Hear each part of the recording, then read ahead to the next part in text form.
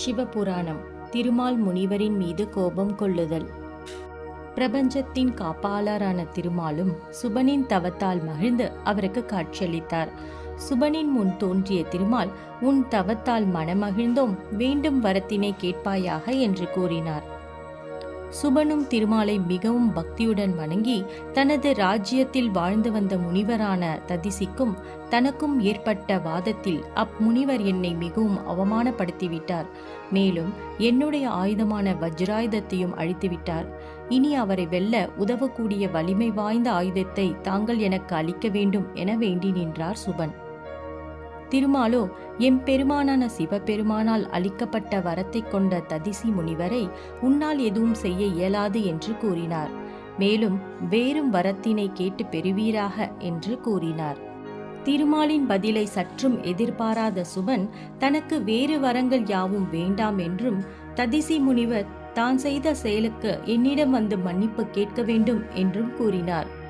பார்க்கடலில் வீற்றிருப்பவரான திருமால் பக்தரின் வேண்டுதற்கு ஏற்ப ததிசி முனிவரை உன்னிடம் அமைதியாக செல்லுமாறு கூறுகிறேன் என்று கூறி அவ்விடம் விட்டு மறைந்தார்.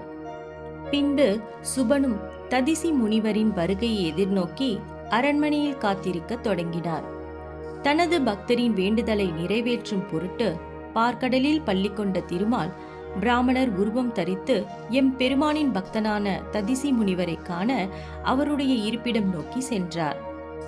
சிவபெருமானை வழிபட்டு கொண்டிருந்த ததிசி முனிவரை அந்தணர் உருவத்தில் இருந்த திருமால் கண்டு, என் வாழ்நாளில் என்ன புண்ணியம் செய்தேனோ நான் உங்களை காண நேர்ந்தது. இந்த சந்திப்பால் மிக்க பெருமையையும் மகிழ்ச்சியையும் அடைவதாக கூறினார். மாயைகளுக்கு அப்பாற்பட்ட சிவ சிந்தனை கொண்ட ததிசி முனிவர் அந்தணர் உருவத்தில் இருப்பவர் யார் என்பதை அறிந்து கொண்டார்.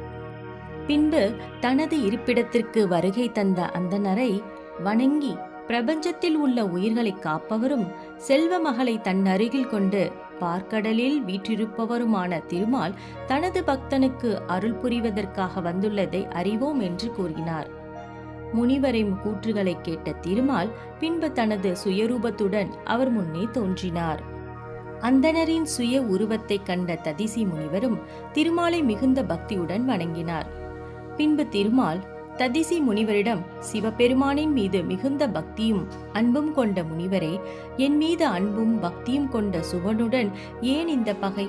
சுபனும் நீங்களும் பலம் வாய்ந்தவர்கள். எனவே நீங்கள் இருவரும் ஒன்றிணைந்து இருப்பதே நல்லதாகும் என்று கூறினார். பரந்தாமனின் கூற்றுகளை கேட்ட முனிவர், சுபனுடன் எனக்கும் எந்த பகையும் இல்லை. ஆனால் சுபனோ இறைவனிடத்தில் செலுத்தும் பக்தியை காட்டிலும் இந்த உலகில் நிரந்தரமில்லா ஆட்சி பலமும் செல்வ வளமும் உயர்ந்தது என்று கூறியதை என்னால் ஏற்க இயலாது என்றும், இதனால் எவரிடத்திலும் பகை உண்டானாலும் அதை எதிர்த்து போராட தயாராக உள்ளேன் என்றும் கூறினார். முனிவரின் இந்த பதிலானது நாராயணனின் கோபத்தை அதிகப்படுத்தியது. பரந்தாமனான என்னிடமே நீர் இவ்வளவு அகந்தையுடன் பேசுகின்றாய் என்றால் உன்னுடைய வேந்தனான சுபனிடம் எவ்விதம் அகங்காரத்துடன் பேசியிருப்பாய்? உன்னுடைய அகங்காரத்திற்கு உண்டான தண்டனையை அளித்து உன்னை தண்டித்தே ஆக வேண்டும் என கூறியபடி தனது கரங்களில் இருந்த சக்ராயுதத்தை அதிவேகத்துடன் ததிசி முனிவரை நோக்கி ஏவினார். சூரியனிடமிருந்து வெளிப்படும் ஒளிக்கதிர்கள் போலவும் அதனிடத்தில் கொண்ட வெளிச்சத்தை போலவும் பல கோடி பிரகாசத்துடன் முனிவரை நோக்கி சக்ராயுதம் வந்து கொண்டிருந்தது. தன்னை நோக்கி வரும் சக்ராயுதத்தை கண்டு எவ்விதமான அச்சமுமின்றி மனதில் சிவபெருமானின் திருநாமத்தை எண்ணியவாறு நின்று கொண்டிருந்தார் ததிசி முனிவர்.